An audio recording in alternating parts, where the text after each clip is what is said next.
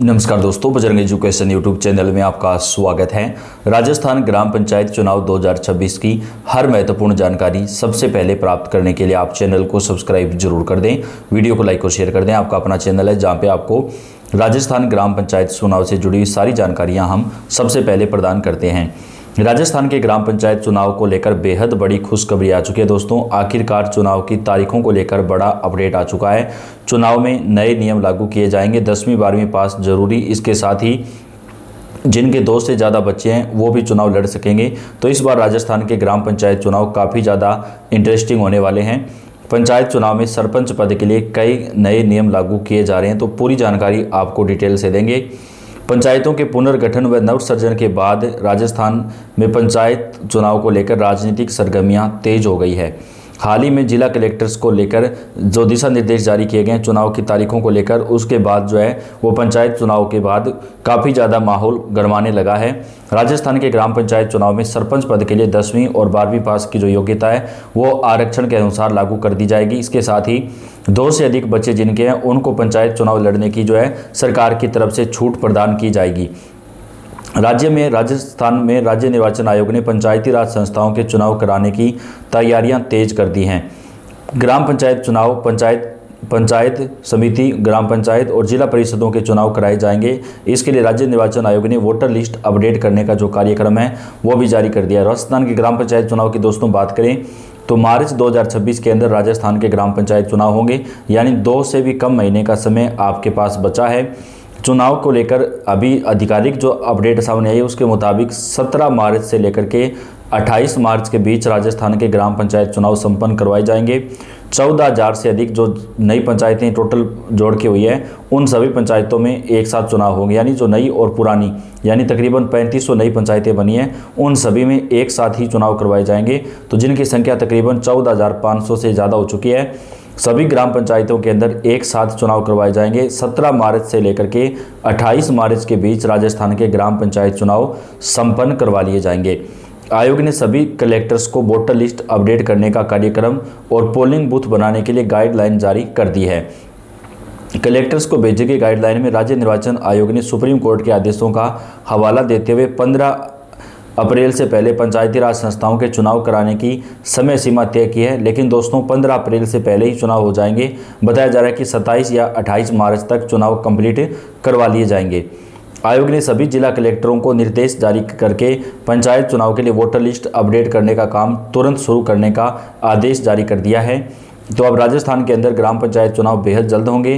पंचायत चुनाव में शैक्षणिक योग्यता को लेकर कैबिनेट बैठक में प्रस्ताव पास किया जाएगा और उसके बाद में विधानसभा में इसको रखा जाएगा। दोस्तों बताया जा रहा है कि 10वीं और 12वीं पास जो है वो शैक्षणिक योग्यता रखी जा सकती है, यानी OBC SC ST और उनके लिए 10वीं पास तक, जबकि जनरल कैटेगरी के लिए 12वीं पास तक जो है वो सरपंच की योग्यता हो सकती है।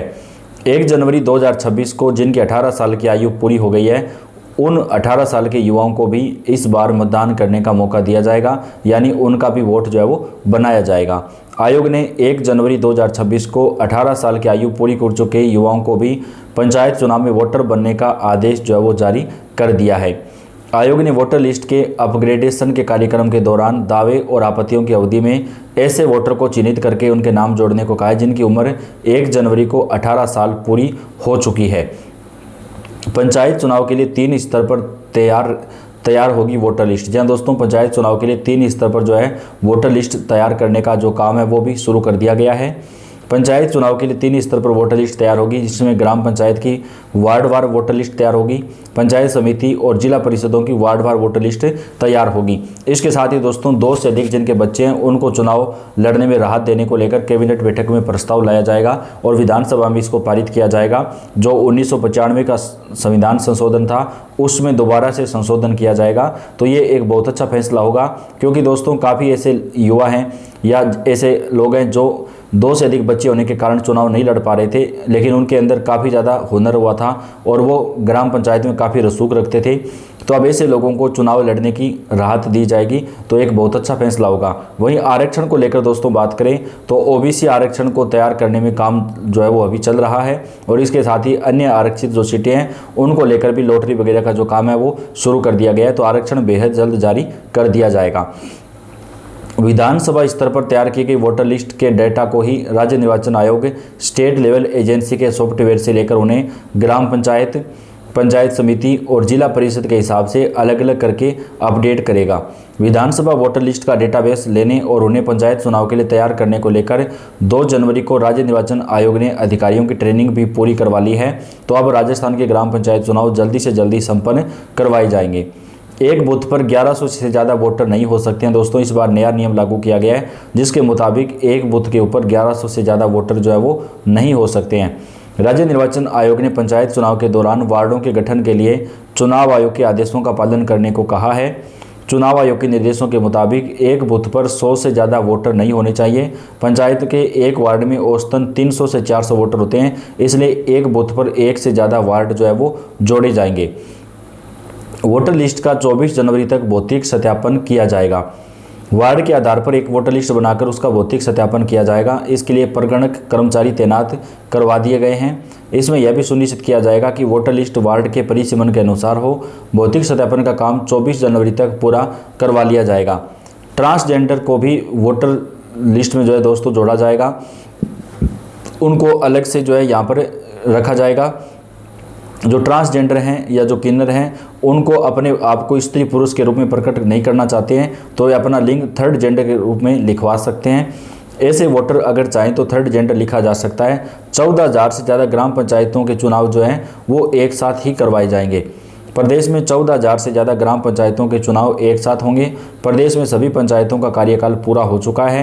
हालांकि सभी पंचायत समितियों और जिला परिषदों के चुनाव एक साथ नहीं होंगे। जिन पंचायत समितियों और जिला परिषदों का कार्यकाल पूरा नहीं होगा उनके चुनाव जो है वो बाद में करवाए जाएंगे। एक बूथ पर 1100 से ज़्यादा वोटर रखे जाएंगे। भौतिक सत्यापन के दौरान अगर यह पाया जाता है कि किसी का नाम संबंधित वार्ड की लिस्ट में नहीं है तो दूसरे वार्ड में है तो ऐसी गलतियों को ठीक करने के लिए भी कहा गया है। भौतिक सत्यापन के दौरान वोटर लिस्ट में नए नाम जुड़वाने के लिए प्रेरित करने को कहा गया। इस दौरान नए नाम और नए आवेदन जो है वो लिए जाएंगे। आयोग ने सभी जिला कलेक्टर्स को दिशा निर्देश जारी कर दिया है। 29 जनवरी को ड्राफ्ट वोटर लिस्ट का प्रकाशन होगा। 31 जनवरी को ड्राफ्ट वोटर लिस्ट को वार्ड और पोलिंग स्टेशन पर पढ़कर सुनाया जाएगा।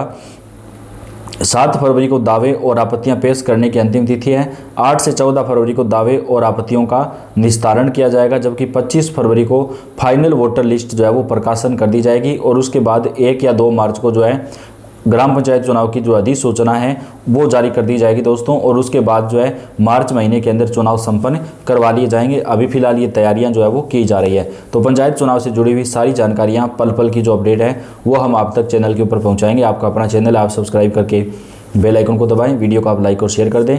ग्राम पंचायत चुनाव से जुड़ी सारी जानकारियाँ आपको हम चैनल के ऊपर प्रदान करते रहेंगे। आपका बेहद ज़्यादा धन्यवाद।